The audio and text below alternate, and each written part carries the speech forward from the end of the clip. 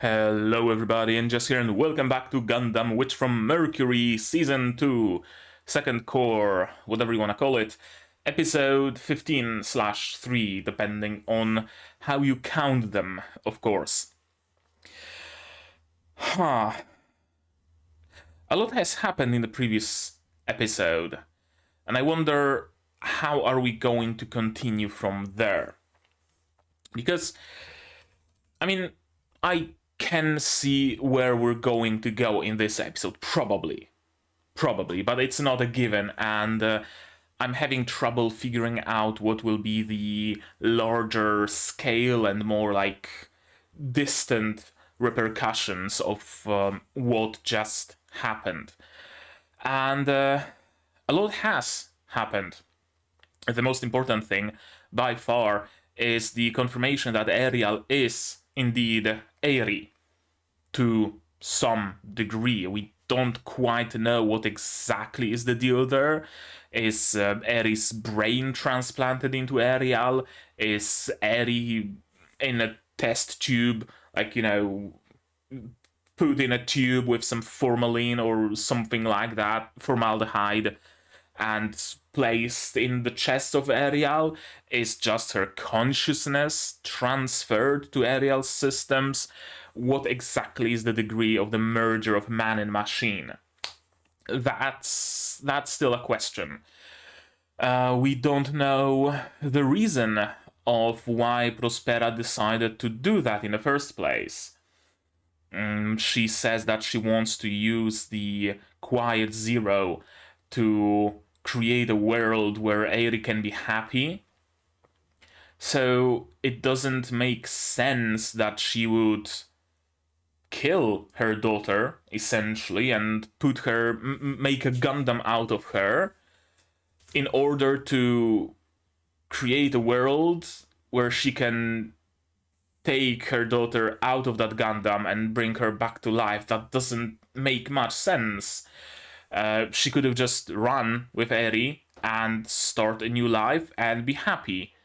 So there's something iffy there. It could be, it's probable, that Eri was somehow sick, had some sort of a terminal illness, or maybe she got hurt during their escape or something like that, and this was Prospera's chance at giving Eri an essentially eternal life, or saving her consciousness. At least, if her body cannot be saved, then at least her consciousness can. Someone's been throwing around ideas that perhaps Suletta is Eri's clone, and that perhaps she's a surrogate body, essentially, for Eri, that Prospera's goal is to transfer Eri's consciousness into Suletta's body. I don't know, maybe. She doesn't strike me as quite that deranged, though, so I wonder if that's actually the case. Why would she be educating Suletta and doing all those things to develop her, not just physically but also mentally, just to replace her personality, replace her brain with Eri's? It would make more sense to keep Suletta in a test tube or something like that, right? Create an empty shell of a body. So, I wonder because there are many theories floating around right now, but none of them make full sense. Each of those theories makes some little bit of sense, more sense or less sense, but to some degree they all make some sense, but none of them has, in my opinion at least, answered all of the questions that we have. None of them fits perfectly into the slot left by all those questions. So I wonder what will the ultimate answer be. I really do wonder. Quiet Zero. We still don't fully know what it is. We know that it uses the Permet network, the Gund network, to rewrite the world, but to what degree? and how exactly. Is it a mass mind control tool? Is it a reality altering tool? We don't know that. We heard that apparently Ariel manipulates space itself to control Gambits, but that doesn't make sense because that would mean Sophie herself also manipulated space itself, and her knockoff of a Gundam also manipulated space itself to control the Gund somethings, those little, not little, we don't know their scale fully, those Gambits that acted and worked like other Gundams.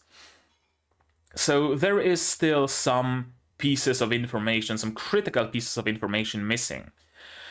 We also heard that Miorine's mother was involved in the creation of Quiet Zero, but we don't know why. Why would she get involved in that? Why would Delling get involved in that?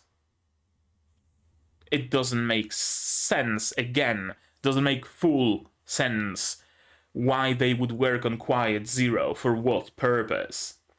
Delling doesn't seem that hell-bent on world peace. Sure, he banned the Gant format, but was able to make some concessions on that. And none of anything answers everything perfectly. No theory is perfect. So another example of me being extremely curious what the fuck Quiet Zero is and how they intend to use that. And of course, even more things happened in the previous episode. Sophie is fucking dead, which is a shame because I liked her as a character. I can fix her. Okay, maybe not I can, but Suletta might be able to mellow her out a little bit at least, make her a little bit more sane. Still a pixie goblin of a girl, but, you know, at least not talking openly about killing Mio and doing all that stuff. So that's a waste of a character, I feel. I would really like to have spent more time with Sophie.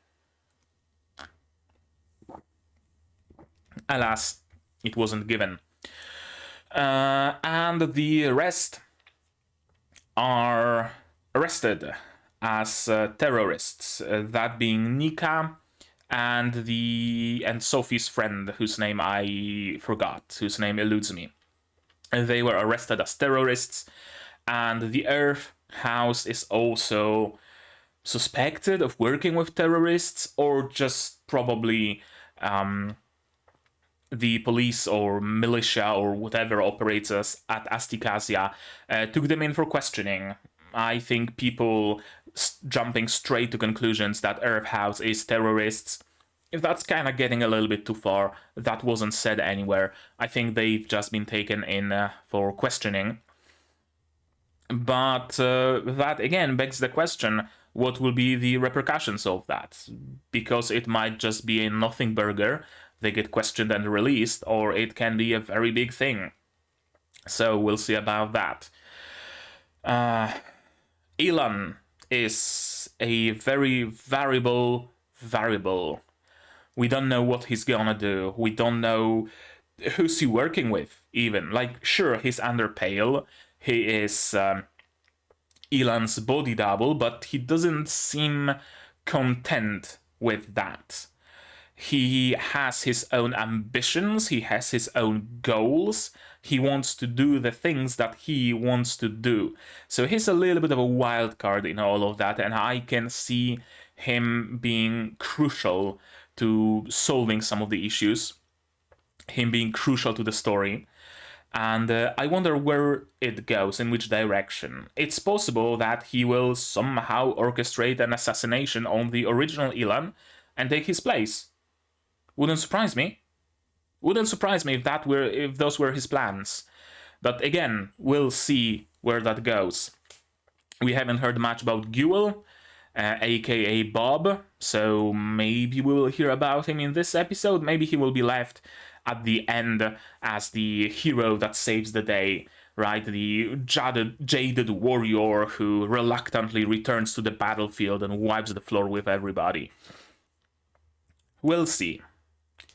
Anything else important that happened in the previous episode? I can't really remember anything else. Well, Suletta got a little bit of a brain altering moment, mind altering moment, where she started questioning, yeah, Ariel kind of is a weapon, isn't she?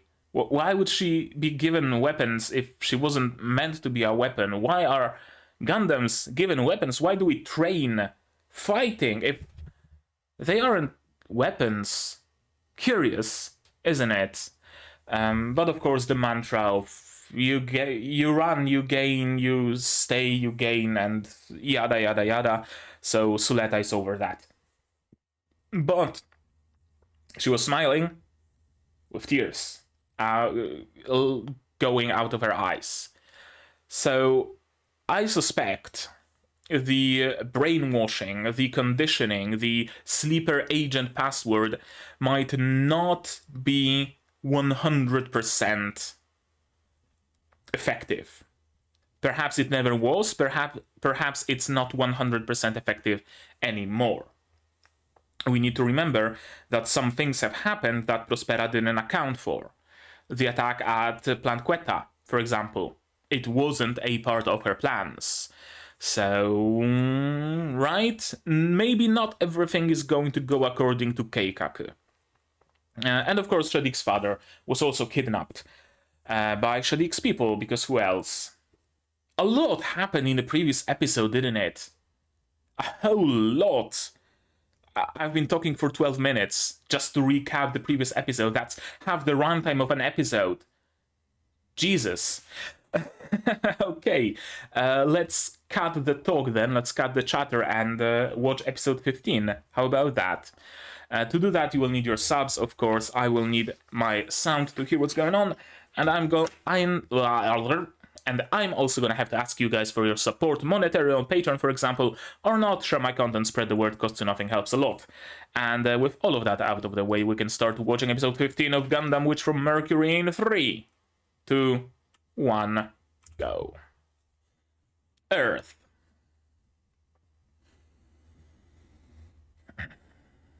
That's the assassin camp where Sophie is from. Was from. Sob.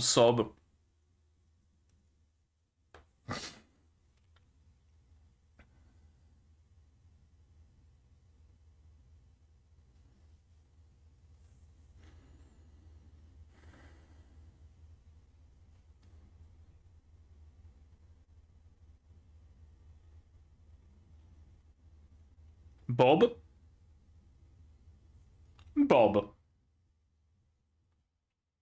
Yeah, he's broken.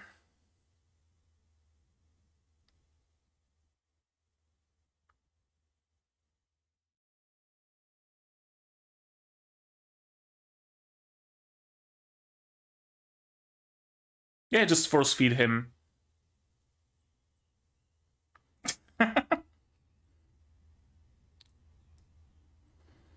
Okay, so they know who he is. Interesting. Interesting. How did he get there? That's a question. How exactly do they want to negotiate? What do they want to negotiate? How do they know it's Guel? Although he is an adopted son of the CEO of a great corporation, so sure, he's probably been in newspapers and stuff.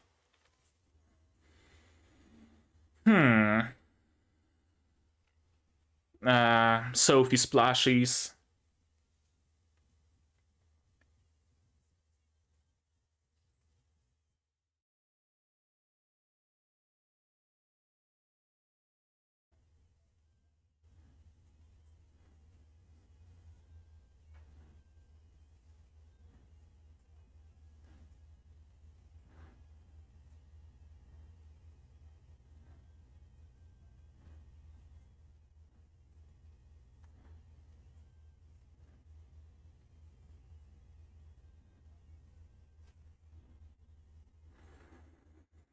I love the overcast sky in this opening. I don't know why, but I have a weakness for an overcast sky with some god rays going between clouds. Nora.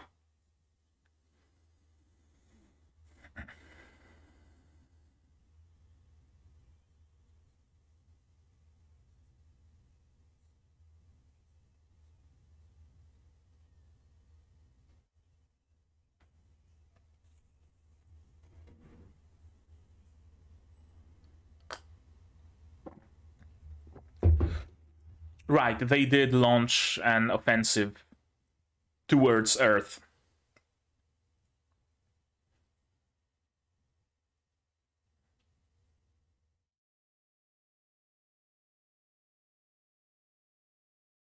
Who are they?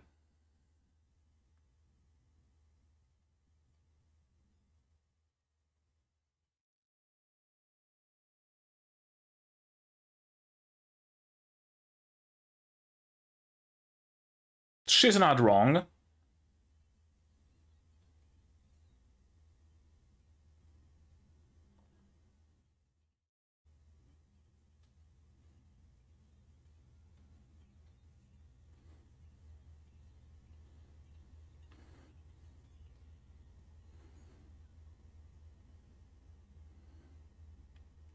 Oh, they are Shadik's people, right.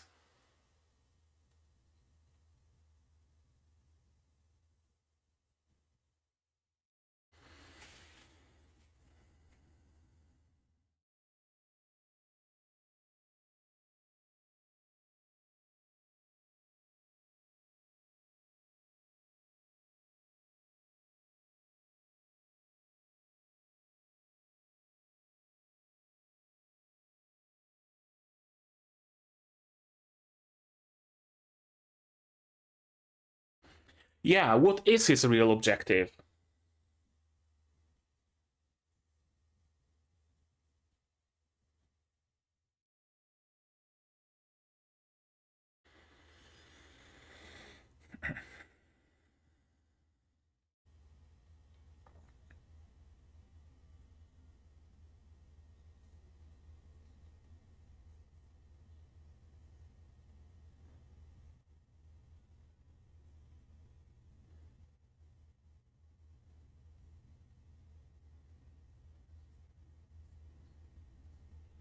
And what would that accomplish?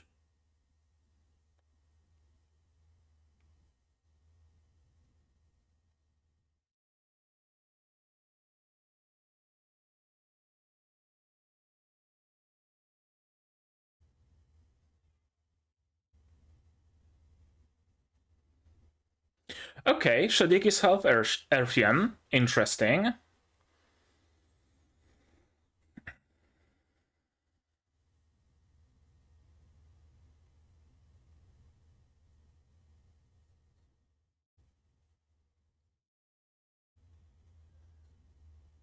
Okay, so Shadik is on the Earthian side. That's unexpected. I thought he's working for his own goals, his motivation's entirely his own, but it turns out he wants to work for the benefit of Earth in in a more or less misguided way, but still.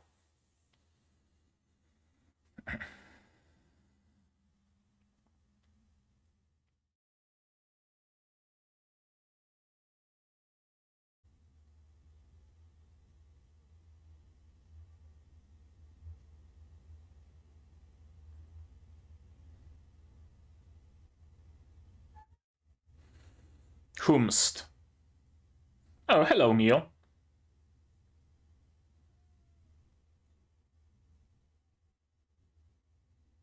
Okay, straight to the point.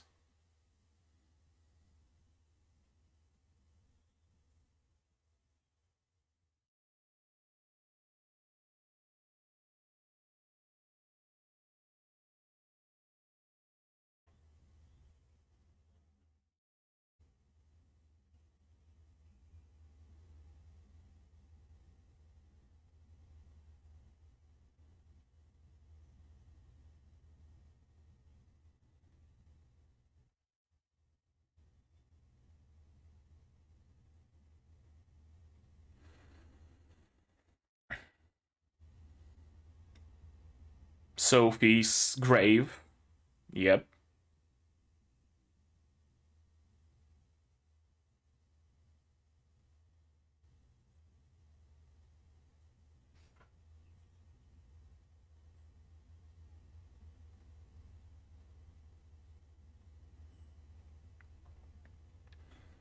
No, but it raises morale.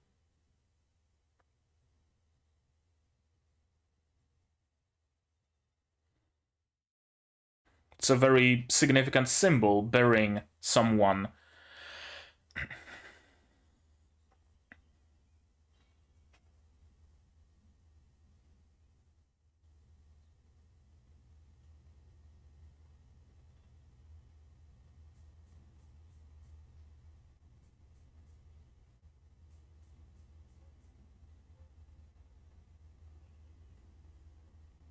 Shadik?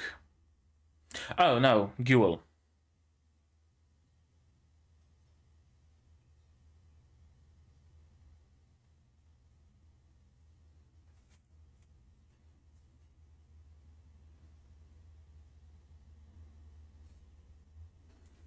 Prodoros.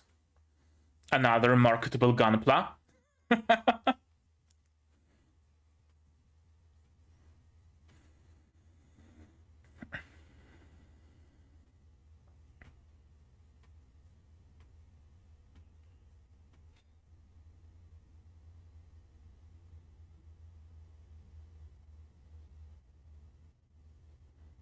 Is this gonna be an episode without Suletta?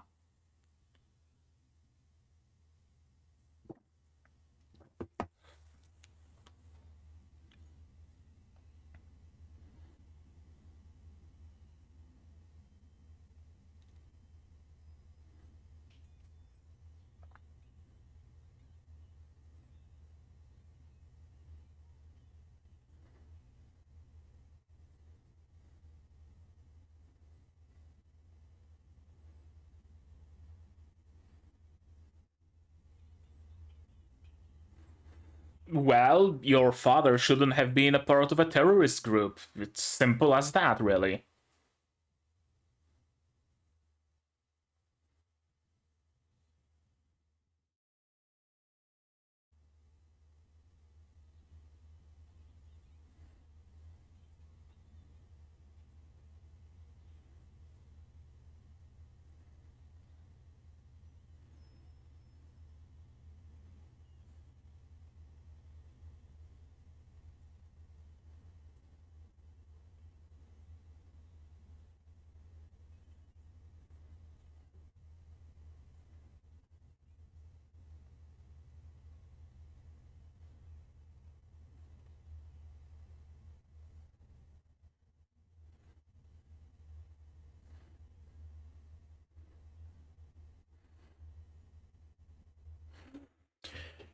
Is his company gonna go bankrupt, though?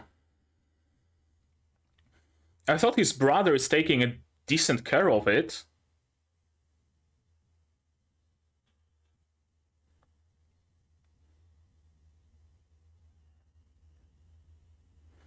Yeah, you jumped the gun. That's why you don't bring a rookie.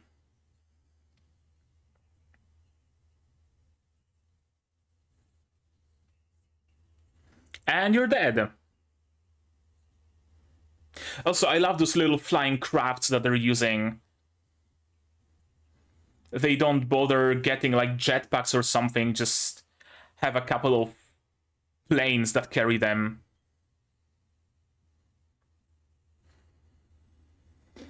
Oh, okay. Well, that's no bueno.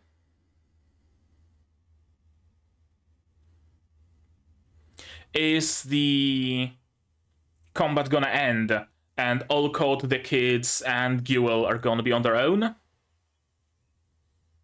Possible.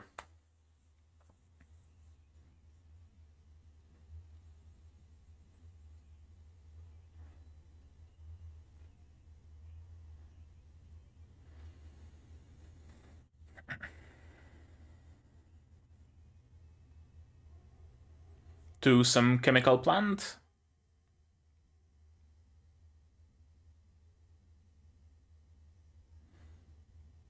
Wartime PTSD? Brother? Father?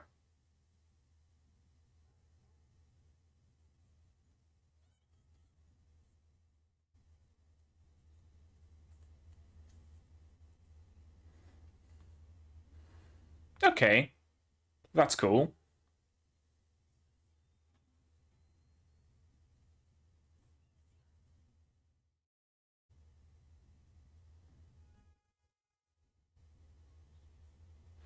Well, she's with her father at least.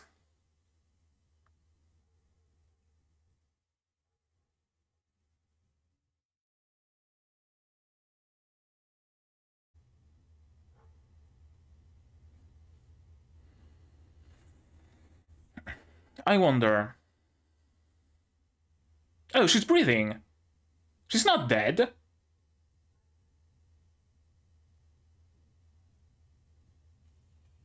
Fuck are you doing, Olcott? She's not dead.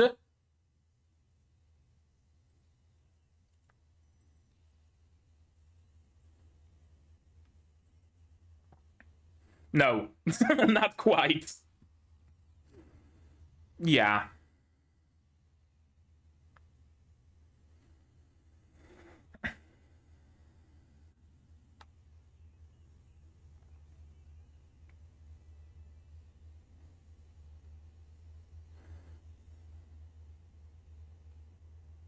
Oh, that's cool. Detaching the rocket launcher once it's been used. You don't want it weighing you down, right? Olcott, hello. With melee.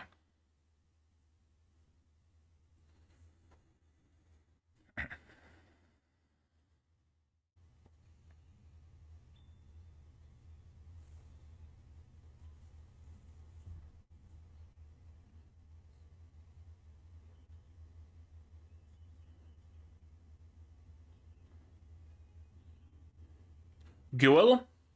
Guel. Okay, he's gonna save her. Where Olcott didn't.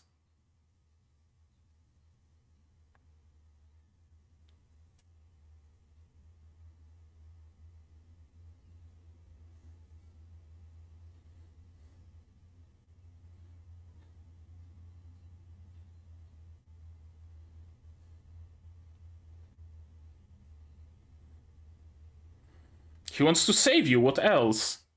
Guel is a good guy. I mean, he's a genuinely nice person. It's simple as that.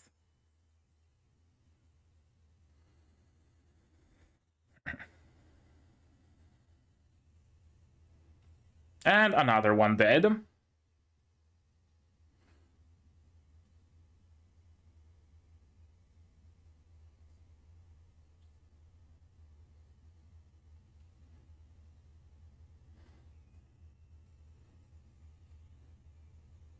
That's unlikely to do anything, I'm afraid. Except help you suicide. Sure.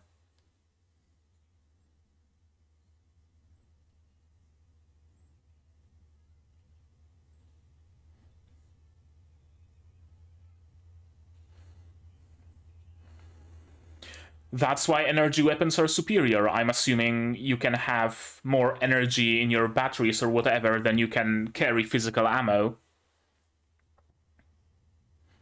Is Guel gonna use this suit?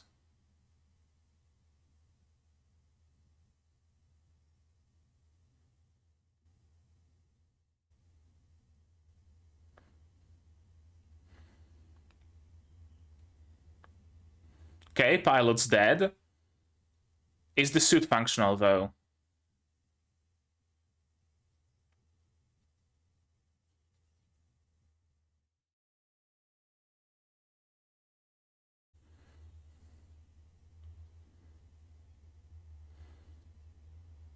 Whomst? Olcott? Olcott. Okay.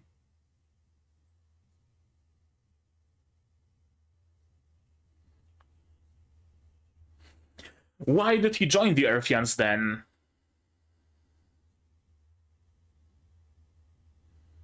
If his suffering was caused by Earthians, why is he helping Earthians?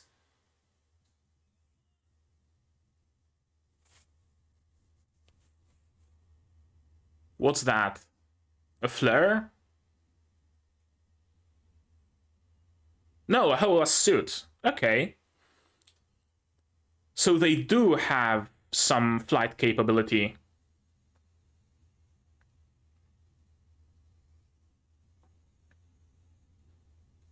At least the Earthian Gundams.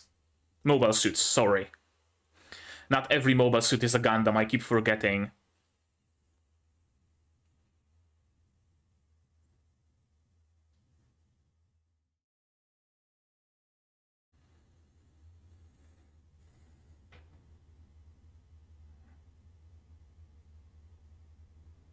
And she's dead.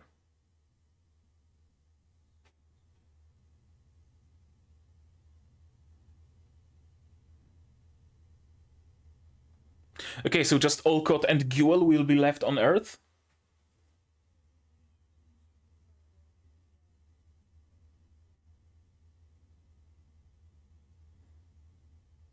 What happened to the Spatian offensive? They just sent some mobile suits and that's it? They didn't succeed, so they're just not gonna continue?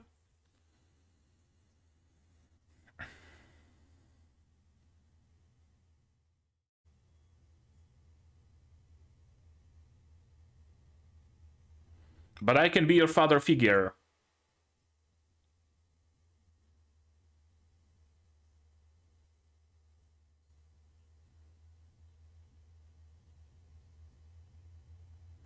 Permet lift. Really, everything is permet in this world. Okay. The Rise of Guel. And this was a Suletta-less episode. Interesting.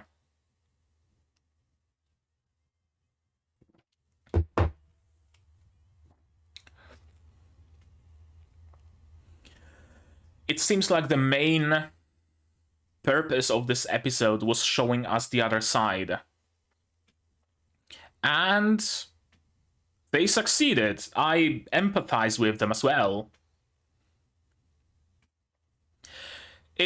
We're in a very interesting situation where we don't have a villain. I would say there's no villain here. The enemy in this series is the system. That's how I would describe it. Corpocracy is the villain here. The exploitation of Earth is the villain here. The divide between Earthians and Spatians is the villain here. But Delling isn't a villain. Prospera, arguably, we don't know enough about her to be able to tell. The Earthians aren't exactly villains either.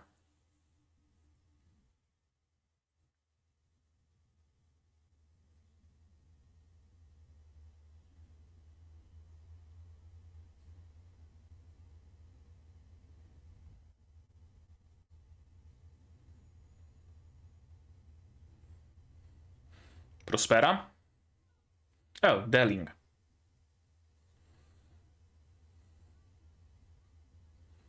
I thought Mio's mother might have worked with Suletta's mother.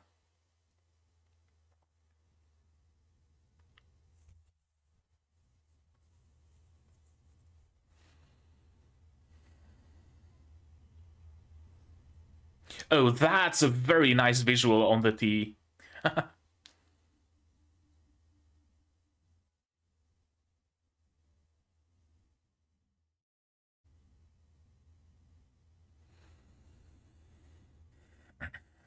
Okay, but what does it mean?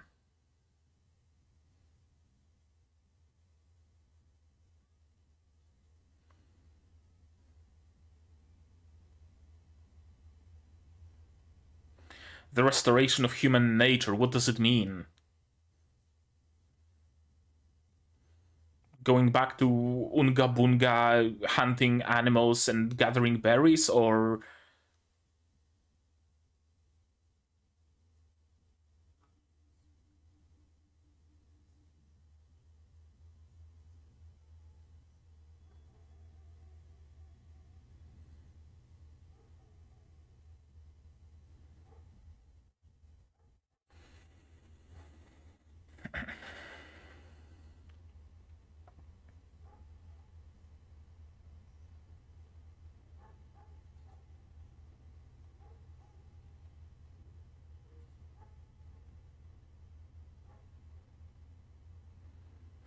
And we are not a step closer to understanding Quiet Zero. Cycle of Sin. Oh, hello, Guel. That's a very nice visual. Okay. That was an interesting episode. That was a very interesting episode. Makes me feel torn, right? Because on one hand, the people of Earth from this camp are responsible for so much suffering, and on the other hand, I kinda understand their struggle, right? Everything is grayscale here. There's no light, there's no darkness, there's no black and white, everything is gray. From what I hear, that's a staple thing for Gundam series, so it's a Gundam series, alright. And now we're gonna watch it again. That wasn't a segue. Earth. Earth is looking nice. There's a lot of greenery. The sky seems clean. Water supply 2 liters per person. Infectious disease prevention measures. Wash your hands, get enough sleep, consult a doctor, save your food, save the earth, saving energy for a swift victory. Food ration 1500 kilocalories daily per person. Healthcare support. That's nice. They've built a nice community here. Painkillers. And Guel is... Apparently they're using a toilet as a jail cell. Interesting. And of course he keeps mumbling about his father. He's a broken man right now. So it's nice to see him rise by the end of this episode. I think I know how I'm gonna title the video. Rise of Guel or something along those lines. And force feeding. Something tells me he's not gonna be much of a bargaining chip, and he's more likely to join them, at least somewhat.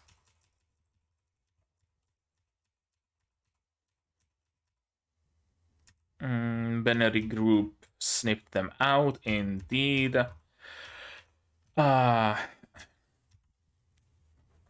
Okay, so Shadiq seems to have a lot, and I mean a lot, of control in this school. Too much. And not like from just the in-world standpoint, but from even a story standpoint, I have to question, why does he have so much control?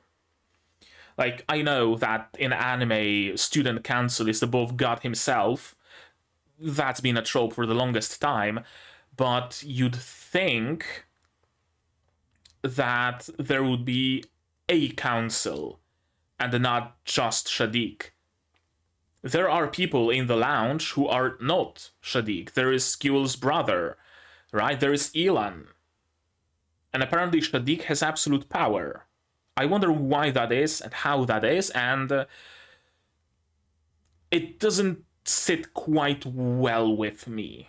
It kind of a little bit takes me out of my suspension of disbelief that the police or gendarmerie or whatever it was were able to take the entirety of the Earth House for questioning, and yet they missed Noria. Noria is just here with Nika? How? Wasn't Nika arrested as a terrorist? Wasn't she taken into custody? Someone had to have fixed her arm. So why are those two together in a room with Shadik's people? Just because you hate patience, if you go on a rampage for no reason and kill people, no one will ever listen to Earthian's voices. That's fair. That is absolutely 100% fair.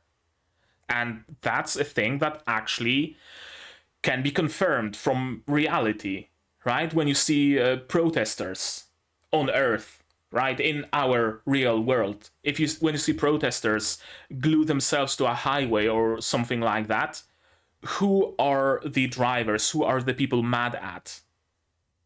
Are they mad at whoever caused them to protest? No, they are mad at the protesters. They probably don't have any clue what the fuck they're even protesting about. They just want to go about their day, and suddenly there's some randos glued to the highway bothering them. Right? That's, of course, on a much lesser scale, but on a much bigger scale, sure, that if you are a group of people who are against something, who are, I don't know, in this case, protesting for the rights of the Earthians, and you go around attacking Spatians, killing them, destroying their habitats, destroying their bases, being a terrorist and stuff like that, do you really think Spatians are gonna be like, huh, we should hear them out actually? No. No, the fuck they won't. They're going to invest in their military, and they're going to wipe you out. That's how it works. That's how it works. Nika is entirely 100% correct here. If the Earthians will keep being the bad guys, then everybody will treat them like the bad guys. That's how it works. That's how it works. They should be going about fighting what really matters, right? Assassinating the leaders, stuff like that, not just randomly destroying Plant Queta, not just randomly killing students at Asticassia. That's not what they should be doing. And again, you can find an analog to real-world protests. Gluing yourself to a highway is just going to bother regular people. The CEO of a corporation is just gonna take a private jet or use a helicopter or something like that, right? If you block a highway, I don't know, trucks carrying toxic waste are still going to go by some other way. You're not bothering the right people. And similar thing with Earthians, they are not bothering the correct people. Instead of going for the upper echelon, instead of gluing themselves to the gates of some CEO's mansion, instead of burning some president's car, they're killing students at a random school and destroying someone's place of work at Plant Queta. So Nika is 100% in the right here. How dare you, how dare you, how dare you, how dare you. Yeah. Dozens or hundreds of our comrades will be killed in their so-called security operations. So tell me which one of us is causing suffering. Both of you? Honestly? Like, sure, Nika giving you away or causing you issues, sure, she made the discovery of your little operation easier, but the fact that your operation is underway is also your fault. If Nika didn't discover you, if Nika didn't do anything, the government or the corporation or the Benerit Group, sooner or later, they would find you. One way or another. If you kept being a nuisance, if you kept attacking their plants and their, I don't know, research stations or what have you, they would find you. One way or another. So it's kind of your people, who are also causing the suffering of your own people. Very interesting moral dilemmas here. Very interesting moral dilemmas and hitting very close to home, to like real world issues. I'm like having to consciously stop myself to not get political here.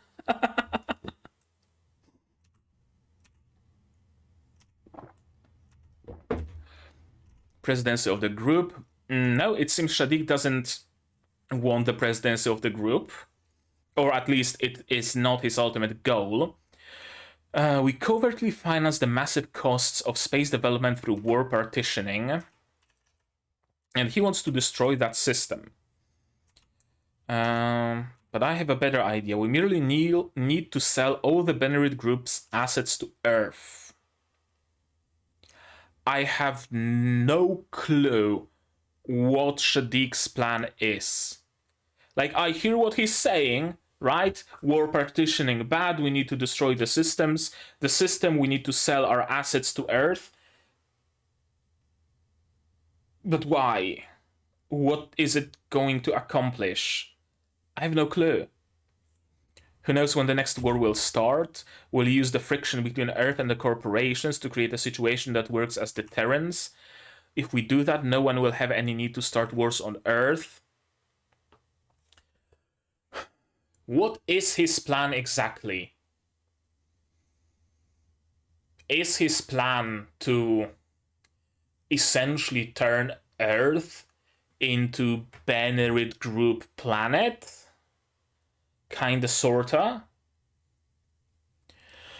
So that way the Earth has some political power and some, some pull in the grand scheme of things. It can go against other groups, other corporations. Is that what his plan is? I don't know. Also, Earth is not uniform. It's a planet and it's quite big. Who will buy those assets? Is there a president of Earth? Can you sell Benerit Group to the president of Earth?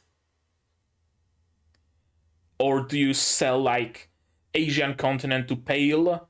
Or rather, you sell Pale to the Asian continent? You sell I don't know, some other group to Europe, some other to North America?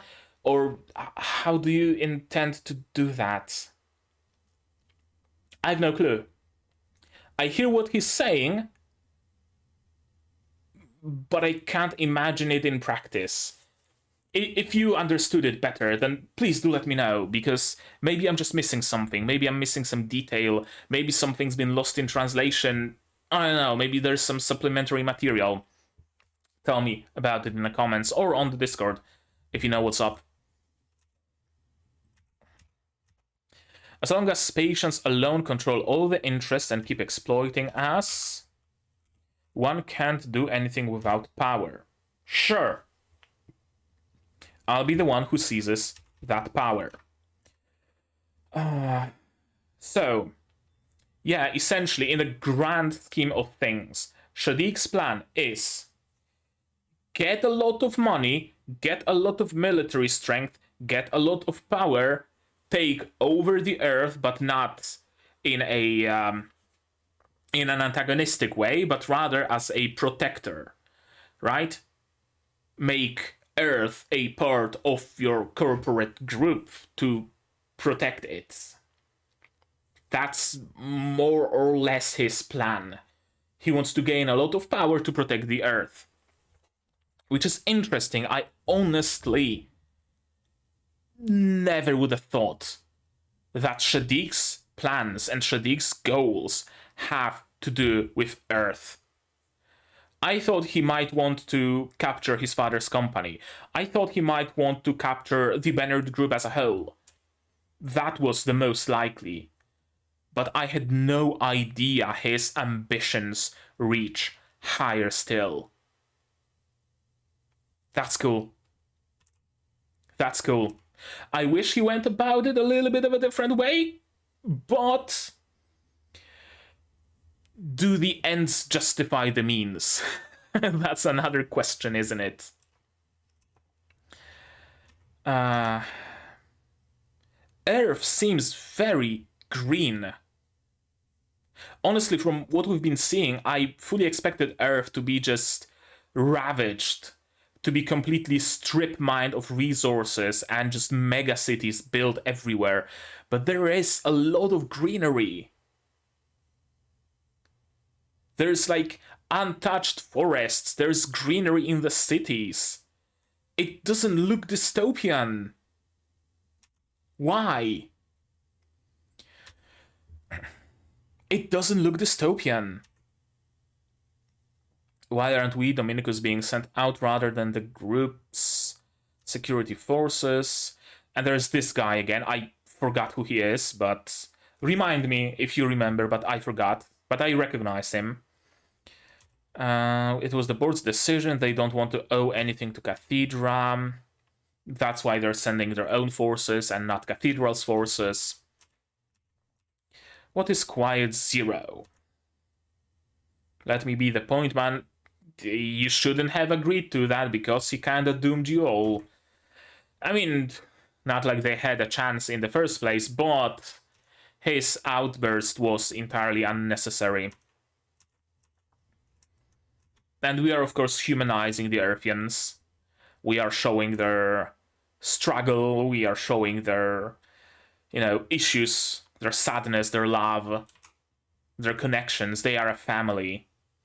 Sophie was a hero to the kids. We only know her as a psychotic, manic pixie goblin girl who talks about killing Miorine and killing everybody and try to kill Nika and whatnot. But she was a hero to the kids, apparently. They'll be overwhelmed by fear that they could die next. I mean, sure, but gestures like burial, even if there is no body, give them a peace of mind. A lot of seemingly small, tiny little things really matter for morale. Like, really, really matter for morale. You can only go so long just fighting and hiding and running if morale is not here. Burying the dead is one of the most basic needs in that regard. There is a need for variety of food. That's a huge issue when it comes to morale, and something that, for example, space missions are trying to figure out how to deal with when people are sent to Mars or wherever. They could feed them nutritional slop, but that's just going to break everybody's morale. People need something sour, something salty, something tasty, something bitter, something sweet, right? A little bit of a chocolate, a little bit of a candy does wonders. Many military rations, including Polish ones, for example, have dried fruit in them, like lyophilized, that is freeze-dried. Have some candy, have some chocolate. Are they necessary for survival? No, but they are necessary for morale. Art, or just pretty things, right? Being able to, I don't know, paint something on a napkin, or carve something in the stock of your weapon, or carve something in the wall of a trench, or something like that also matters. Where it's just gray, mud, and rust, people get demotivated. But being able to look at, I don't know, a drawing or a picture or something like that, again, does wonders for morale. So, burial for Sophie is not nonsensical. It's not going to cause issues. It's going to harden those kids, and it's going to give them a little bit more strength to keep going on. Mobile Suit pilots stay here. And they're gonna use Guel as a bargaining chip. Prodoros. I wonder if there's already Prodoros Gunpla. Probably. Don't attack first. Well, he's not gonna listen, of course.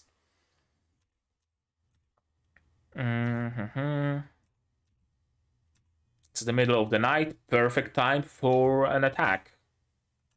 And apparently she tried to kill Guel, because maybe not that she believes that Guel killed her father, he didn't. But why did some random Spatian come back to our place and my father didn't? Yeah, instead of that, why'd they bring you back? I mean, your father knew the consequences. It might sound harsh. It probably does, but actions do have consequences, unfortunately. When you engage in terrorism and attack something that's protected by the biggest group of corporations in the solar system, you kind of have to take into account that you might die, that you probably will die, actually. How many people came back from Plant Queta? Not many.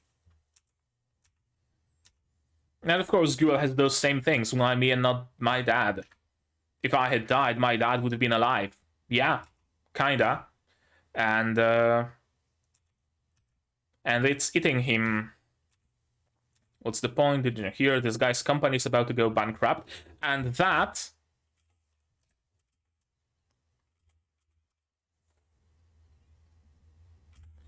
caused a blink and a breath. Not much, but it stirred something in him, right? Bankrupt. Is it true that my company is going to go bankrupt? It's about my family, right? He already kind of broke out of his stupor at this moment. Wouldn't surprise me if it was Guel in the end who took reins of the company. Wouldn't surprise me, because he seems to genuinely care about it. You stupid motherfucker. You had to do that. You had to do that. I love those little flying crafts, I'm assuming unmanned. And also I love the detail that they just don't give a fuck about aerodynamics. You would expect that those crafts would be attached maybe to the back of the mobile suit so that they can take some more aerodynamic pose and just fly easier. But no, they're just standing on top, not giving a fuck about aerodynamics, not giving a fuck about center of mass. No, none of that. All units descend and neutralize. You can't hit me. Well, about that. They can't hit you, but they can hit the school.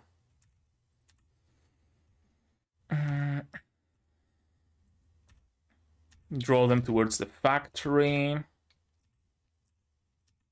Olcott has some memories from Earth, from some war before? There probably were at least a couple of wars on Earth by now. Mechanical arm. We can't help her now, can't you, really?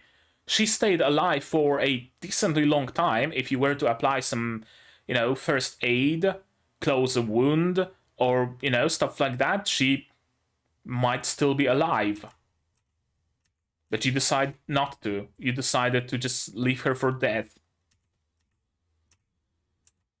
Like, I know that at moments like that, you have to make the choice, right? Do you save yourself and one other kid, or do you stay here and risk both of you dying for a chance to save another one?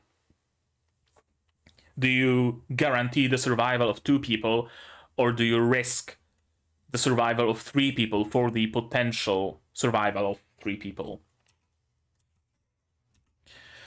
And of course, Jalil is the first one to die. I really like this detail. Where is it? Yeah, shot out all the rockets and just disconnects, detaches the rocket launcher. That's cool. I like it.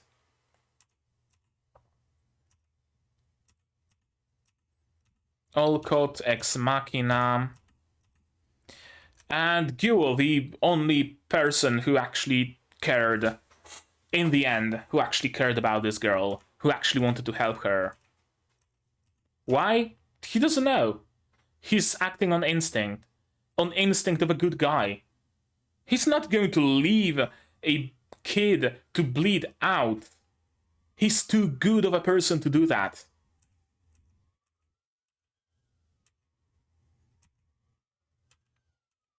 And of course, everybody dies in the end, besides Olcott. I'm out of ammo, that's why energy weapons are superior. Prodoros. Mobile suits, pilot's dead, of course. But he can apparently still use the Gundam. In the mobile suit, sorry. I wonder how come that the pilot died, but the mobile suit is still fully operational. Yeah, she's bleeding out, just staunch the bleeding, and she would probably be alive, but Olcott decided against it. Riedrich Kruger. Affiliation Dawn of Fold. Olcott was involved in the attack on Plant Queta from the beginning of the plan. He is believed to have planned an attack targeting stations, including bombarding of MS plants and offices and assassination of key personnel. During the incident, as pilot of a desalter, MS thought to have been captured from the Jeter Company. Acquisition route is under investigation. He led an MS team that attacked the president of the Benerit Group, though the assassination attempt on the president ended in failure. His team killed more than 20 employees, including the CEO of the Jeter Company, believed to have been involved in these past incidents, bombarding of Benerit Group Northern Hemisphere Earth headquarters. Interesting that Benerit Group has headquarters on Earth. Mediterranean space shuttle attack, shooting of Global Security Company president, occupation Pacific Ocean mine. What the fuck does that mean? I fucking hate this font. It's unreadable. It's unreadable. Why did you... I know that it looks nice and futuristic, but fuck me. Okay, so he's no angel. But in the end, he was attacked by Earthians himself. I guess his family were collateral damage. So that begs the question, why is he working with Earthians now? I don't need those damn things. I thought it's a flare, but no, it's actually Guel piloting the mobile suit that is somehow fully functional. Weird. And just like that, he was able to destroy all the enemy forces, but the girl is dead. Shit. I was really hoping she will survive, but alas. And the Earthians escaped. And now Olcott and Guel are left alone. It's weird that the Benerit Group just didn't do anything. They just attacked, sent some forces. Oh, I guess everybody was KIA, so just leave them be. Don't do anything more. They're escaping with planes. No, just leave them be. There's a couple more people on that. No, just leave them be. We tried, we failed. Oh well, what can you do? We sent the message, I guess. Weird that the offensive was so easily let go. You'll have to think for yourself. For the first time in a good while, huh? His entire life, Guel was directed by his father, wasn't he? He was doing what his father wanted to. Father says, you're gonna take a suit with AI and you're gonna fight using it. Guel does. Father says, marry Miorine. Guel does. Father says, do this, do that. Guel does. Now he has to think for himself. And he thought, and he figured he needs to go to the permit lift and go back to Asticassia? I don't know. Permit lift, I'm assuming, is permit-powered space lift? Orbital lift? Probably. Okay. I don't want to lose any more of the things that bind me to my father. Company. He wants to save the company. That's his goal. Okay. Understandable. It's weird to have a Suletta-less episode. She's the protagonist, isn't she? Right? As a botanical engineer, Mistress Not Red thought that the various survival strategies used by plants could also be applied to humanity. Sure. Why not? We can, I don't know, produce capsaicin in our skin, or sure, I guess. You want to grow thorns? I don't know. It was a dream with no real basis, yeah. I was told this is very cool. I really like this visual of cream dissolving in tea. I wonder if someone actually recorded it and just put it through some filter or something, or maybe even not. Maybe not even through any filter, and then just mask it. Yeah, then just mask the swirling cream. Because you gotta notice, the swirling doesn't actually, like, spread. It's part of the same plane of animation. It's just the mask spreads with a little bit of a feather.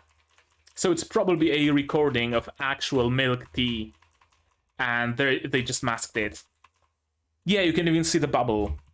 A bubble. Cool. Cool. That's cool.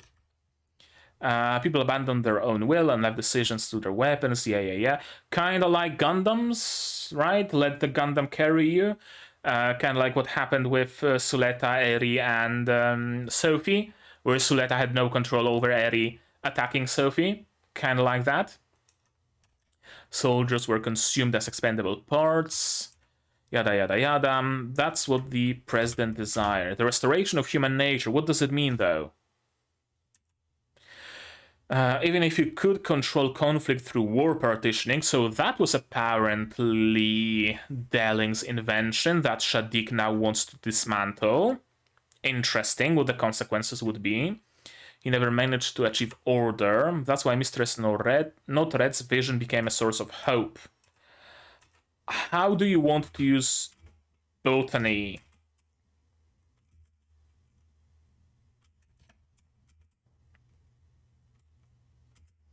Until she was lost in that accident. Okay, so Not Red was killed in some accident, apparently.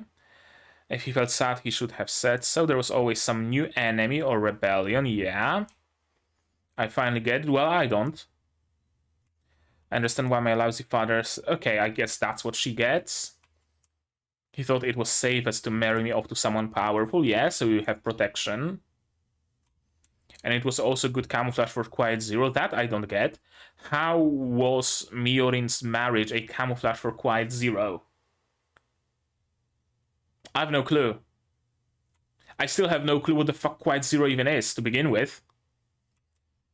He intends to fulfill his vow to Mistress Not Red, even if he has to use the very Gundams he buried.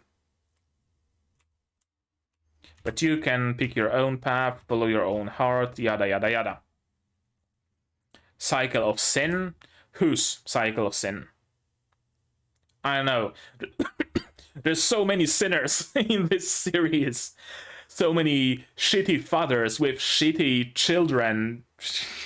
I have no clue. I have no clue who this title means. And a pretty picture of Guel.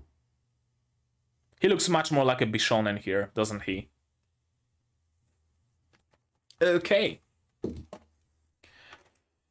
That was episode 15 of Gundam Witch from Mercury, and we are nowhere not any closer to solving any questions, to solving any issues. We really aren't. I still have no clue what Quiet Zero is. Has something to do with botany, with plants protection systems. Like, they say that plants can, some plants at least, can communicate with each other and warn other plants that there is a I know, there's a deer eating leaves so that the other plants start creating some bittering agent in their leaves, or, stuff like that. Is that what it is? Some sort of a super conscious? Do plants have some unseen hive mind? And that's what Notrea, or whatever her name is, no, Miorine's mother, that's what she wanted to tap into? I've no clue what plants have to do with Quiet Zero. And with the restoration of humanity, of human nature. What does it mean?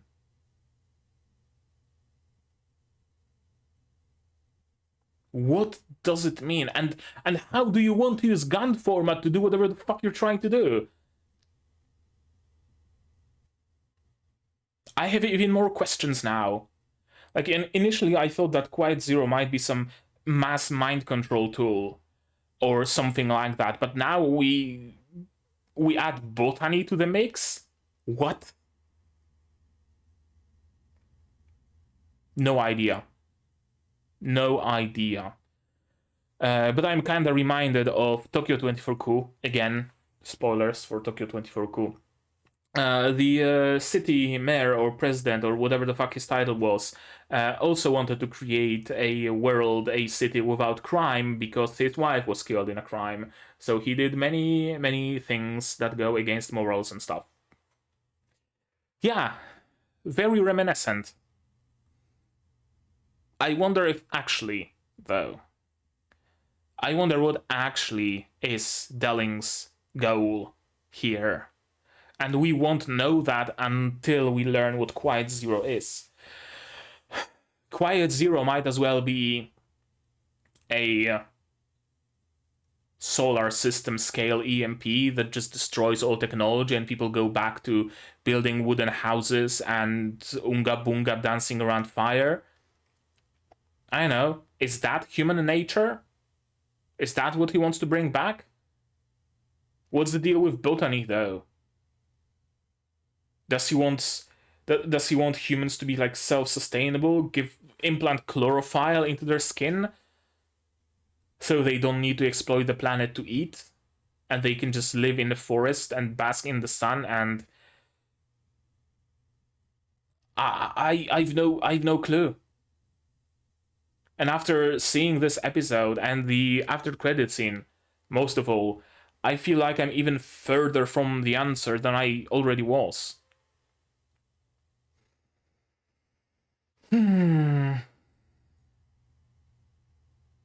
This episode was interesting because I now kind of sort of root for the Earthians as well, but not the way they are doing things right now. I root for their cause.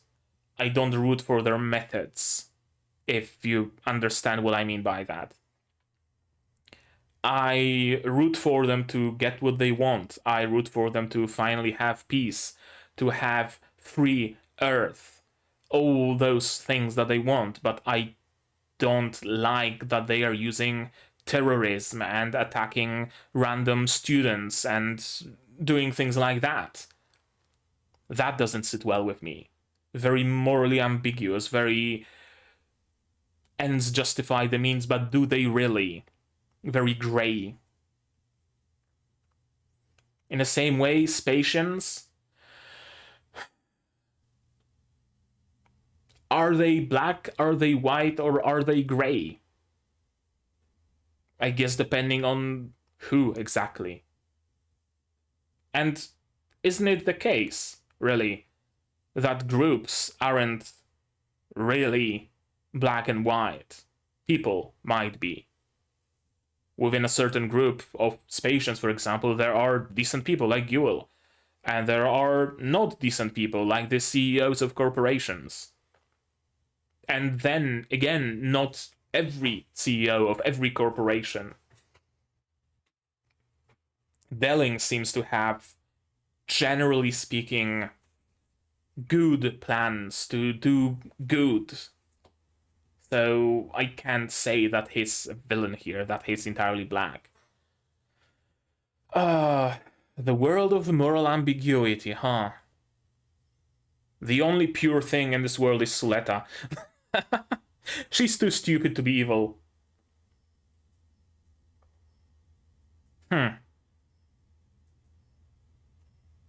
Yeah, this episode really made me feel very torn and very ambivalent. On one hand, you have Noria kicking Nika and almost trying to kill her and whatnot. On the other, you have people who just want to live their lives, but now they have to escape and run from the Benerit Group. On one hand, you have the attack on Plant Queta that killed so many people. On the other, you have, I don't know, all the kids on Earth who really liked Sophie.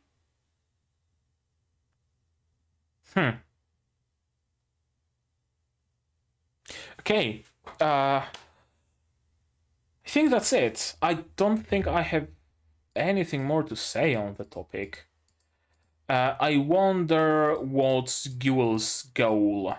What Guel's gonna do. Is he just going to roll up to Asticassia and say, hey, yo, I'm taking over the company? Or what are his plans exactly? That's a thread in the whole story. Quiet Zero is another thread. What the Earthians are going to do now is another thread. Shadik's plans is another thread. We have so many threads that I'm assuming we will follow in parallel. There will be a little bit of this, a little bit of that, and perhaps at the end they will converge. This episode answered surprisingly few questions and raised some more. But yeah, I guess now that's gonna be it. I don't think I have anything more to say, but maybe you do. And if you do have something more to say, then say so in the comments down below. What did you think of this episode, of my reaction, my theories, stuff like that? No need to worry about spoilers, because I'm up to date. But if you do want to talk about it in real time, my Discord is here, also linked in the description below. You can join it, and there's a Gundam channel where you can talk about the show. Like this video if you liked it, dislike it if you disliked it, but tell me why so I can improve. Subscribe to the channel somewhere here to be here to be notified of future releases of not only Gundam Witch from Mercury but also Symphogear XV, Ancient Magus Bride, Oyuki Umenokana movie that we're waiting for, Benderia Saito-san Isekai Niku, and others that will be coming in the future. Click the bell icon if you want to be notified of when I go live, because I do stream sometimes, mostly guerrilla streams, but sometimes they are announced in advance, not very often though. And support the channel if you want, of course, monetarily on Patreon, for example, link in the description below. For $10 a month, you get early access to non-seasonal shows like Symphogear XV, like Madoka Magic and others, and for just $1, you get a role in the credits and you get a role on the Discord and a place in the credits. And if you don't want to spend any money whatsoever, share my content, spread the word. It costs you absolutely nothing and helps the channel a lot. And now, with all of that out of the way, that's gonna be it from me for today. So as always, you guys do the good stuff, and I'm gonna see you in the next one. Cheers. And here's a list of my wonderful Patreons: Scooby, Bobbin, Without a Net, Fruit, Zay Rainer, Akko, Manser, Marsh, Yuki Ally, Cure Dynamic, Fussel, and Dr. Walt and Hans Peter. And you can be one of them, and you don't need to capture a company to do that.